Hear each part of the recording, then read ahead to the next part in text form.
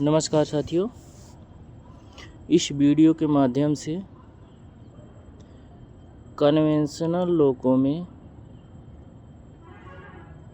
Synchronising break कैसे काम करता है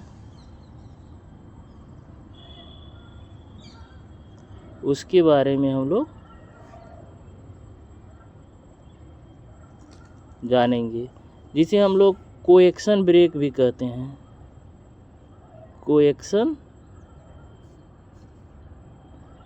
कोएक्शन ब्रेक एक कन्वेंशनल लोको में किस तरह काम करता है उसके बारे में हम लोग जानेंगे। साथियों, देखेंगे कि कोएक्शन ब्रेक के लिए लोको में एक डीबी लगा होता है, जिसे हम लोग डिस्ट्रीब्यूटर वाल्व कहते हैं। ये डीबी न्यूमेटिक पैनल पर लगे होते हैं। जब ट्रेन के साथ लोको में भी ब्रेक लगता है तो ऐसे ब्रेक को हम सिंक्रोनाइजिंग ब्रेक सिस्टम कहते हैं। इसके लिए एक डीबी लगा होता है तथा डीबी में एक आइसोलेटिंग काक भी लगा होता है तथा डीबी में पी एंड जी हैंडल भी लगा होता है। यदि हैंडल पी की तरफ है तो लोको में ब्रेक एप्लीकेशन 9 से 12 सेकंड से लगता है। यदि P and G handle G position पे है तो लोको में ब्रेक 25 से 30 सेकंड में लगता है। साथियों, डीबी के नीचे एक क्विक रिलीज भी होता है, जिसे हम डीबी को उसके लैच को खींचकर क्विक रिलीज करते हैं। साथियों, हम देखते हैं कि फिगर के माध्यम से डीबी, साथियों इसमें न्यूमेटिक पैनल के इस फिगर में जो ये दिखाया गया है, ये अपना डीबी डिस्ट्रीब्यूटर वाल्व है और ये जो यहाँ पे दिखाया गया इसका डीबी का आइसोलेटिंग काक है और एक साइड में पीएनजी हैंडल लगा होता है। यदि हम गुड्स काम कर रहे हैं तो इसकी पोजीशन जी पर, यदि पी पैसेंजर काम कर रहे हैं तो इसकी पोजीशन पी पे होता है और नीचे हमारा क्विक रिलीज हैंडल होता है। यदि किसी कारण से ब्रेक सिलेंडर रिलीज नहीं होता है और लोको को डेड बनाते हैं तो बीसी में प्रेशर दिखता है, रिलीज नहीं होता, तो हम क्विक रिलीज के द्वारा ब्रेक सिलेंडर को रिलीज करते हैं। इसके रिलीज करने से सीआर प्रेशर 0 होता है।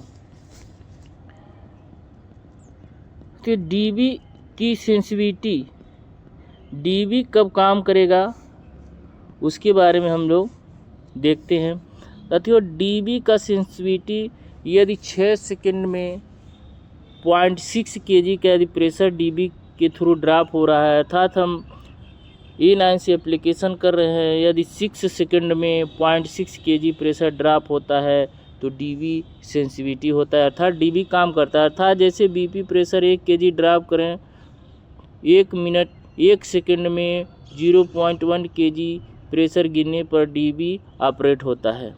यदि इससे कम प्रेशर ऑपरेट होगा तो डीबी सर्विस में नहीं रहता है, डीबी इनसेंसिटिव माना जाएगा। तो देखते हैं कि जब A9 हैंडल से बीपी प्रेशर ड्रॉप करते हैं तो डीबी के चेंबर और सीआर के बीच में 0.2 kg से अधिक प्रेशर का अंतर हो जाता है, इससे डीबी ऑपरेट होता है। जब डीबी के चेंबर और सीआर के बीच में 0.2 kg से अधिक प्रेशर का अंतर होता है तो उसी समय डीबी जितने प्रेशर का अंतर होता है उससे 2 गुना का प्रेशर डीबी MR4 से लेता है और यह प्रेशर पीएलबी के द्वारा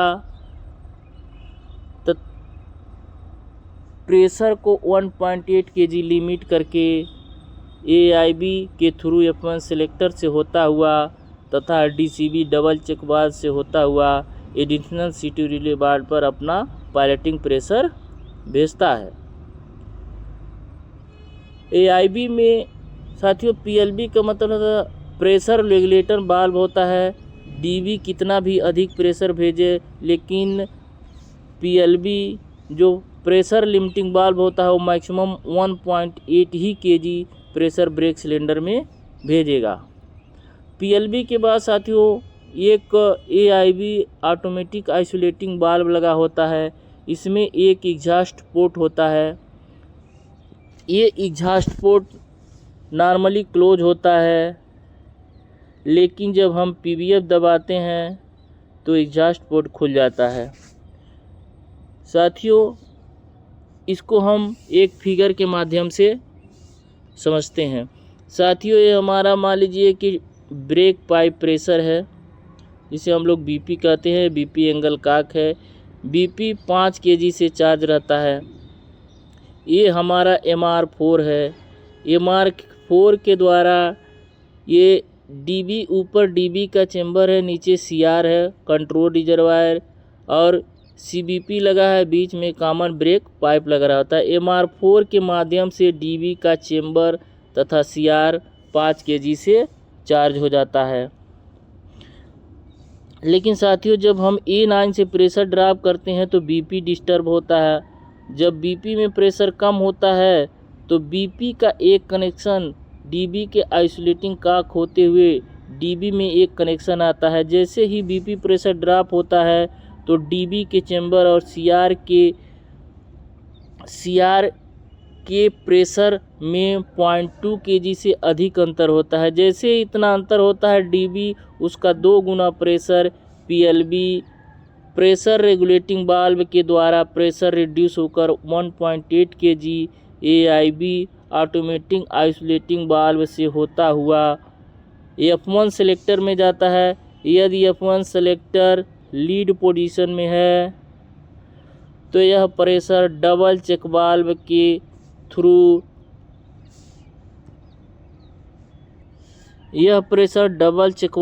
through additional C2 relay valve के डायफ्राम को ऑपरेट करता है। मान लीजिए कि एडिशनल C2 रिले वाल्व पर 1.8 kg का प्रेशर दबाव दिया। अब additional C2 relay valve MR4 से 1.8 ही kg का प्रेशर BC1 और BC2 यानी बोगी 1 के ब्रेक सिलेंडर के लिए प्रेशर भेज देता है।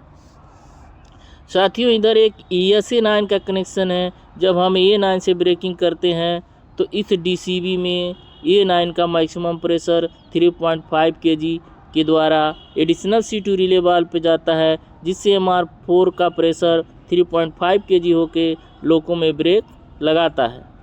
DCB का काम इसे डबल चेक वाल्व बोलते हैं। साथियों, जिधर का प्रेशर अधिक होता है उधर के प्रेशर को जाने देता है।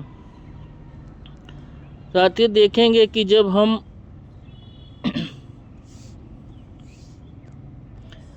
सोचते हैं कि हम A9 से ब्रेकिंग करें, लोको में ब्रेक न लगे, केवल गाड़ी में ब्रेक लगाएं, उस कंडीशन में जब हम PVF दबा के ब्रेक करते हैं तो अपना PVF वाल्व इनर्जाइज जाता है। जैसे ही PVF वाल्व इनर्जाइज होता है, वैसे ही PVF का एक कनेक्शन आपका EIB में जाता है। EIB में जाने से इसका एग्जॉस्ट पोर्ट खुल जाता है और एडिशनल C2 रिले वाल्व पर गया हुआ प्रेशर AIB के थ्रू एग्जॉस्ट हो जाता है और लोको के ब्रेक सिलेंडर में गया pressure additional C2 relay valve के एग्जॉस्ट पोर्ट से एग्जॉस्ट हो जाएगा। अर्थात जब हम A9 से ब्रेकिंग करेंगे, यदि PVF दबा कर रखेंगे तो लोको ब्रेक सिलेंडर में प्रेशर नहीं जाता है, क्योंकि एडिशनल C2 रिले की वाल्व के पायलट प्रेशर का AIB के द्वारा प्रेशर एग्जिस्ट हो जाता है। लेकिन साथियों, जब हम A9 से रिलीज करते हैं, अब जब हम A9 को रिलीज करेंगे तो BP हमारा 5 kg चार्ज पुनः हो जाएगा और DB में गया हुआ प्रेशर वापस आ जाएगा। जैसे ही A9 को रिलीज पे रखेंगे, DB के चेंबर और CR के प्रेशर के बीच प्रेशर का अंतर 0 हो जाता है।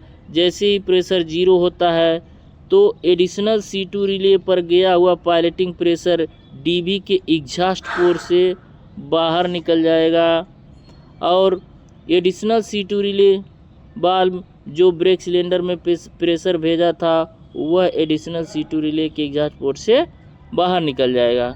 अर्थात लोको ब्रेक रिलीज हो जाएगा। जो कोएक्शन ब्रेक के लिए प्रेशर गया है वह एडिशनल C2 रिले वाल्व से और तथा एडिशनल C2 रिले वाल्व पर जो पायलटिंग प्रेशर गया था, यदि हम E9 को रिलीज पर रखे हैं तो पुनः वह DB के एग्जॉस्ट पोर्ट से बाहर निकल जाएगा।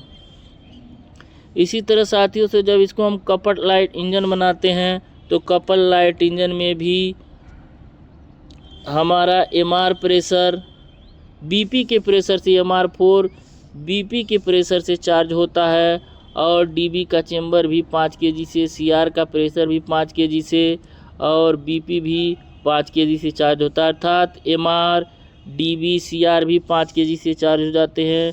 और सेम कंडीशन में वैसे ही जब E9 से ब्रेकिंग करते हैं तो BP डिस्टर्ब होता है। जब BP डिस्टर्ब होता है तो DB के चेंबर और CR के बीच के प्रेशर में अंतर आता है। यह अपने अंतर का 2 गुना प्रेशर लेकर PLB AIB के द्वारा F1 सेलेक्टर होते हुए DCB डबल चेक वाल्व से होते हुए एडिशनल CT रिले वाल्व के डायफ्राम पे जाता है और जितने प्रेशर का अंतर इस पे प्रेशर डालता है एडिशनल C2 रिले वाल्व उतना ही प्रेशर MR4 से प्रेशर लेकर लोको में ब्रेक लगाता है। अर्थात जब भी सिंक्रोनाइजिंग ब्रेक होगा तो मैक्सिमम लोको ब्रेक 1.8 kg से ब्रेक लगेगा। यदि हम SA9 से ब्रेकिंग कर रहे हैं तो लोको में ब्रेक 3.5 kg से मैक्सिमम होगा। धन्यवाद साथियों। यदि वीडियो अच्छा लगे तो सब्सक्राइब एवं बेल आइकन ज़रूर दबाएं। मिलते हैं अगले वीडियो में।